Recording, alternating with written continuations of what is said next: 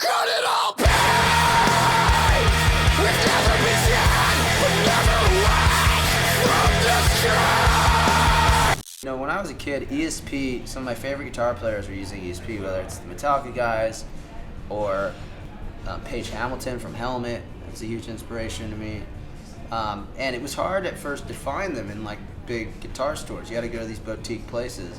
So I always had this kind of idea that they were these special, like, specialty guitars that like only real players really could get and find and cared about and stuff like that. There was something unique about how it felt. It didn't quite feel like the typical Ibanez or the Gibson. The neck had that kind of perfect in-between, like thickness and action and string spacing that just kind of felt immediately natural and comfortable without having to without having to get used to it. You know, it was just practical. It felt good. It was good quality. At the time, not everybody had one. They're becoming the most popular, you know, guitars for heavy music and otherwise. And so the Horizon itself was a guitar that initially was affordable, but still really good quality, and played like a really, really expensive guitar. And that's something that I really appreciated about it, that you didn't have to break the bank to have something that was like seriously good quality and played amazing. And then I started playing Xtone because I was doing other kinds of music.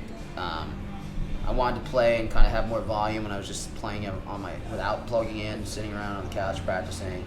I started doing kind of jazz improv gigs and stuff like that, and I found that it actually sounded really good for heavy stuff. I started recording with it, and it sounded really aggressive and heavy and bright, and it had a certain attack to it that worked really well for Dillinger, but it was also adjustable for jazz or other kinds of rock and things like that. So I really, in working, you know, I really thought that those two guitars particularly covered all grounds. For one, we still tune to standard E, which is not as typical with metal these days. Everyone pretty much tunes down and has multiple, you know, and we're using 6-string guitars.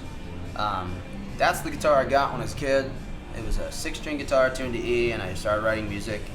And the bands I grew up on were writing in E, 6 strings, whether it be a Van Halen or Metallica or Slayer or whoever, Eric Clapton.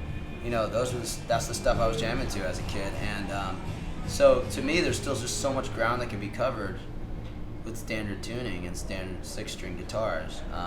It also, I found myself being challenged more with some limitations to create and be more creative in how I wrote music.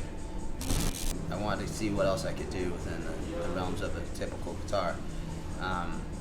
And in keeping the guitar tuned to E and all these things, I found that it was a very clear, like, what frequency range the guitar was supposed to hold. It was like this mid-range, kind of punchy, up-front frequency range.